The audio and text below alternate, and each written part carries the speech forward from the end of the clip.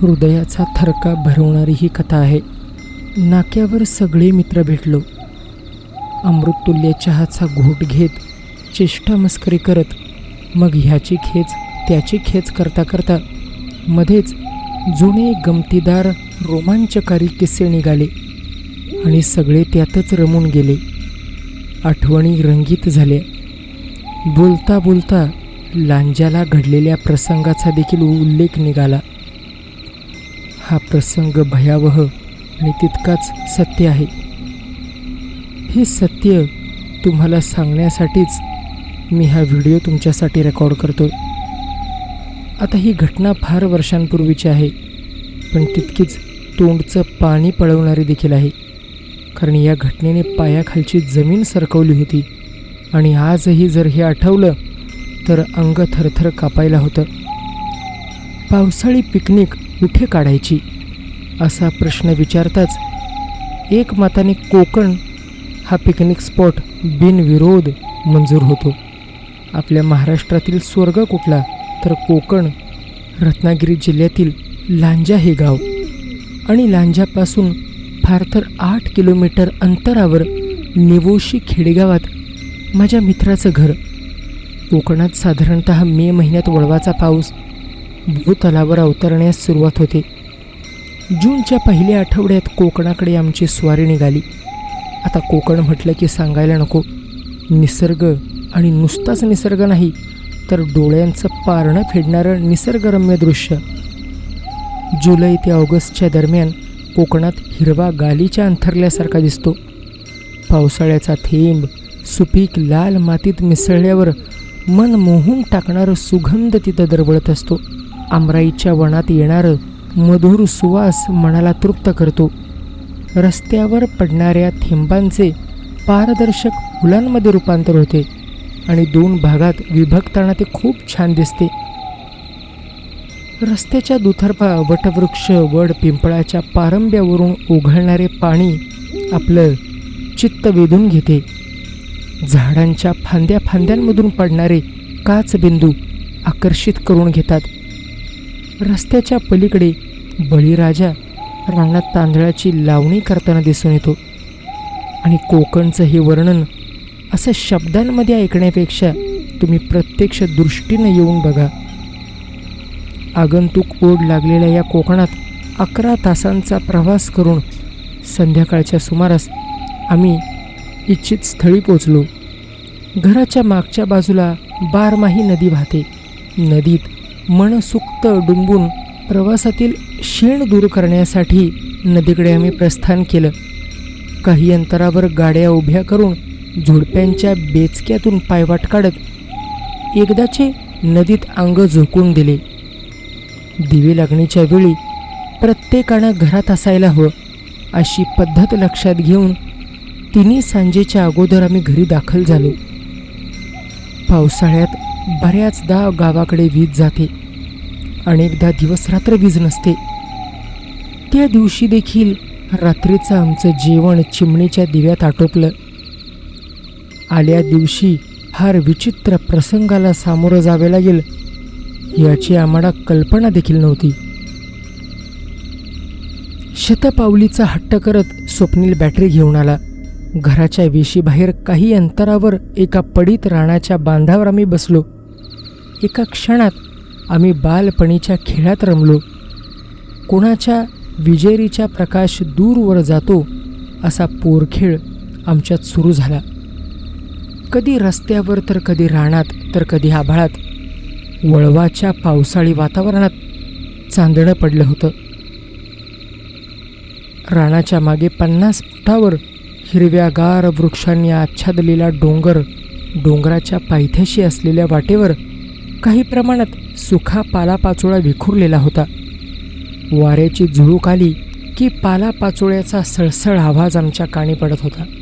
प्रवासातील या गमती जमती आम्ही शेअर करत होतो आणि तेव्हाच अनपेक्षितपणे डोंगराच्या पायथ्याशी चालण्याचा आवाज कानी पडला.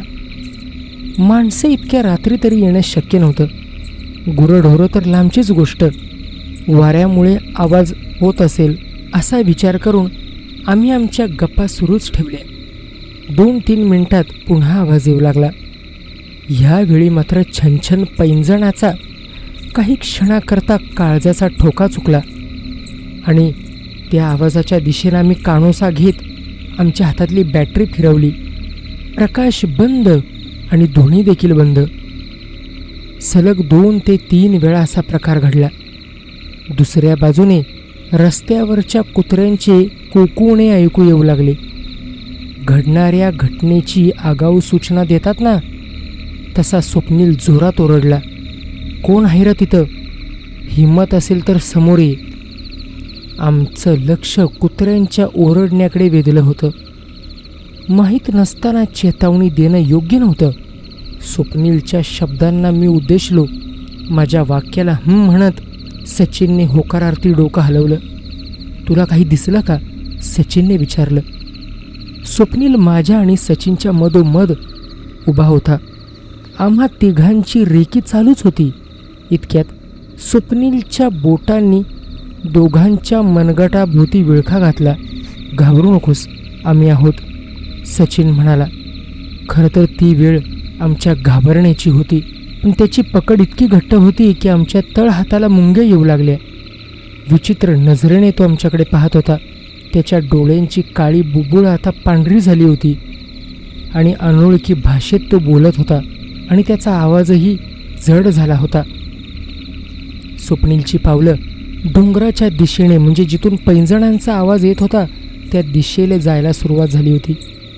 त्याच्या शरीरावर त्याचा कसलाच ताबा नव्हता. हे ओळखताच घाबरून आरडाओरडा करण्याचा आम्ही प्रयत्न करत होतो, पण आमचा आवाज घशातच अडकला. शब्द फुटेना. श्वास कोंडला जातोय हे समजत होतं, पण तो आम्हाला खेचत होता आणि त्याला आवरणं आमच्या आवाक्याबाहेर होतं. हवेत गारवा असून आम्हाला अक्षरशः घाम फुटला होता. हात पाय थरथर कापत होते. स्वप्नीलचं बोलणं सुरूच होतं. हात सोडवण्यासाठी आमची दोघांची झटपट सुरू होती. खांद्यापासून हात बधीर झाला, तरी आमचे प्रयत्न चालूच होते. सगळे प्रयत्न निष्फळ ठरत होते. मेंदूने तर काम करणंच बंद केलं होतं. तेवढ्यात आमचा मागोवा घेत प्रशांत तिकडे आला. पहिल्यांदा त्याला काय कळेना हे कळतच नव्हतं, पण नंतर स्वप्नीलचं ते रूप पाहून तोही भांबावून गेला. तो समजून गेला आणि स्वप्नीलच्या मुस्कटात मारण्यास त्याने सुरुवात केली, पण स्वप्नीलवर त्याचा काहीही परिणाम होत नव्हता. अचानक स्वप्नील मध्येच थांबला. हळूहळू त्याची मान माझ्याकडे वळली आणि पांढरे डोळे काळ्या स्वरूपात आले. "आपण अजून इथे काय करतोय?" आमचे हात सोडून तो स्वतःचे गाल चोळत काही घडलंच नाही अशा आविर्भावात तो प्रश्न विचारत होता. पुरता भानावर आला. याचा तात्पुरता आनंद होऊन आम्ही सुटकेचा श्वास सोडला. अनर्थ अजूनही टळला नव्हता. उभ्या असलेल्या जागेवरून अर्ध्या तासापेक्षा जास्त अंतर आम्ही कापलं होतं. मिट्ट काळोख, स्मशानाची शांतता होती आणि समोर कुणीच नव्हतं.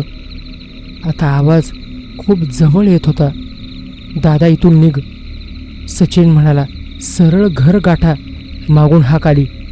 मी मागे पाहण्याची विनंती केली, पण वळून अजिबात बघायचं नाही. सगळ्यांना ठणकावून सांगत जीव मुठीत घेऊन आम्ही घराकडे पटापट पावलं टाकत होतो. रेल्वे इंजिनाच्या वेगाप्रमाणे हृदयाच्या ठोक्याचा वेग वाढतच होता. त्याच वेगात छन छन आवाज पाठलाग करत होता. श्लोक, जप, जे सुचलं ते आम्ही सगळेजण म्हणत होतो. राम राम असो किंवा हनुमान चालिसा असो किंवा गणपतीच्या नावाचा धावा असो.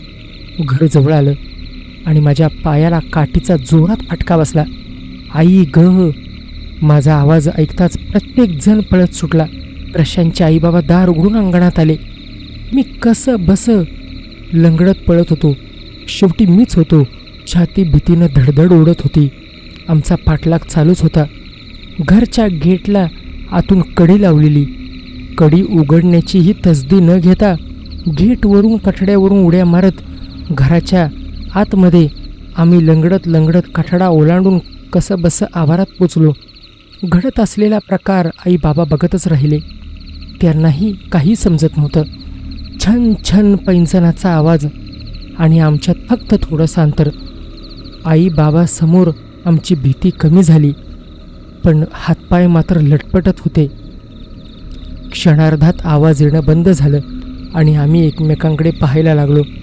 नंतर पुन्हा आवाज आलाच नाही. आता आम्ही घरात गेलो. घडलेला सर्व प्रकार आईबाबांना सांगितला. दोघांनी एकमेकांकडे पाहिलं आणि ह्या प्रकाराबद्दल काही न बोलता, आता तुम्ही झोपा, उठल्यावर उद्या सविस्तर बोलू, असं आई म्हणाली. घडलेला प्रकार डोक्यात चक्रा मारीत छन छन तोच आवाज कानात घुमत होता. ती कोण होती? अतृप्त आत्मा, पिशाच्य, भूत, कैदाशीन की हडळ, वाट सरूंना झपाटणारा चकवा, अशा अनेक प्रश्नांनी मनात काहूर माजलं होतं. हा विषय तिकडेच सोडून द्यायचं ठरवलं आणि तो प्रश्न देखील आजपर्यंत अनुत्तरितच आहे. हा अनुभव, ही कथा तुम्हाला कशी वाटली मला कमेंटमध्ये नक्की कळवा. पुढील व्हिडिओत अशीच भयानक कथा घेऊन मी तुमच्यासमोर प्रकट होईन. तोपर्यंत काळजी घ्या.